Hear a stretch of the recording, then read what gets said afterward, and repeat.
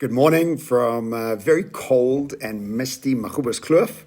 I have been setting up my home studio. I have a light arriving. I have a big MacBook 21-inch arriving. I've got a green screen behind me.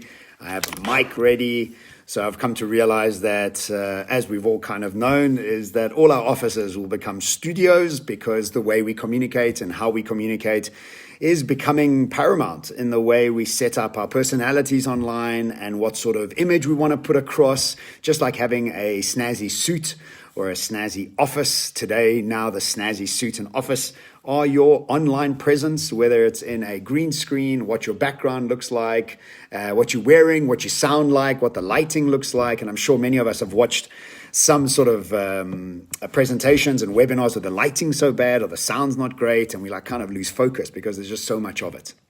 Today, I just want to talk very quickly on the 5 things that we all need to do in order to prepare for the future, this very uncertain future. I'm constantly writing about these things and sharing videos about it, but I'm now putting together a 5-day workshop because I've been getting many requests from people to work with them on a deeper level around how I've changed and adapted and how I believe that all of us need to change and adapt based on the research that I'm doing for my next book called Future Next. And so the 5 things are the following. First, and I think most important, is perspective management. It's what we focus on always becomes our reality. And what we choose to focus on is based on the stories we tell ourselves. And the stories we tell ourselves are based on the memories that we have about the world. Stories and memories create expectations. And then what we do is we keep telling and retelling these stories to ourselves based on our memories, based on our expectations. And then what happens is we get angry when things don't turn out the way we want them to. We get frustrated because our expectations aren't met. So what are the tools that we have to follow in order to manage our perspective, to move away from anger, from blame, and take on responsibility? The second thing we need to do is we need to dive deep into the future of work, the future of business. We have 150 million people losing their jobs. We think we might even be more. We have 500 million people going into poverty again because of what's going on around us. And so what we have to realize is that it's no more about specialization. It's about range. It's about being multi-adaptive and multi-skilled and multi-dimensional in the way you come across in bringing your skill and product to the world. So waiting for a job or trying to figure out what to study based on what the market wants is exactly the wrong thing we should be doing, and we should be actually going about carving out our new reality.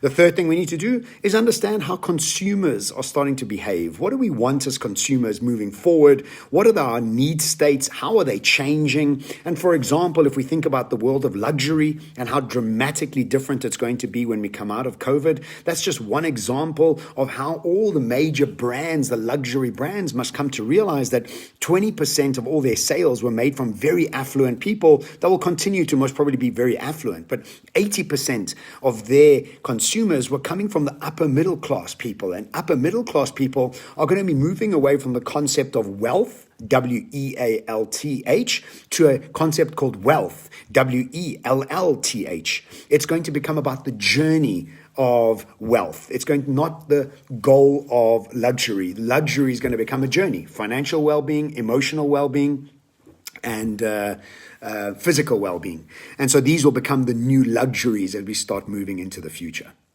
Fourth is the clarity we need to have of the end in mind. In other words, are we designing the life we want based on the lifestyle we want or on what we deem to be successful in career or business? And I think many of us will agree that no matter how successful you are in your career or your business, if your lifestyle is lagging, what's the whole point? I mean, what is the point of actually having all that money and that job and that career when your lifestyle sucks? You can't see your family enough, you're not healthy enough, you're not going to spend enough time in nature and those sort of things. And the fifth thing is we must realize that rituals become habits, become behaviors, become our personality, which becomes our future, because our perspective determines how we prepare for the future. And if our rituals aren't in line with our end results, how are we expecting our end results to come into play?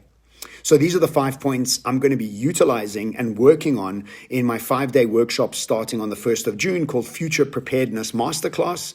I'll be running it with 20 people. And so if you want to be part of it, please join up. The email address to email is hello@johnsane.com.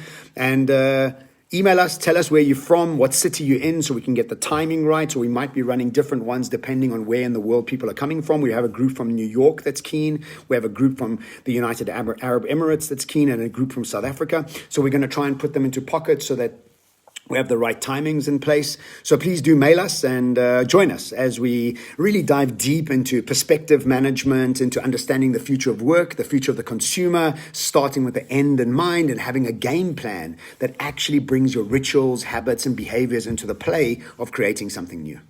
Ciao from my green screen.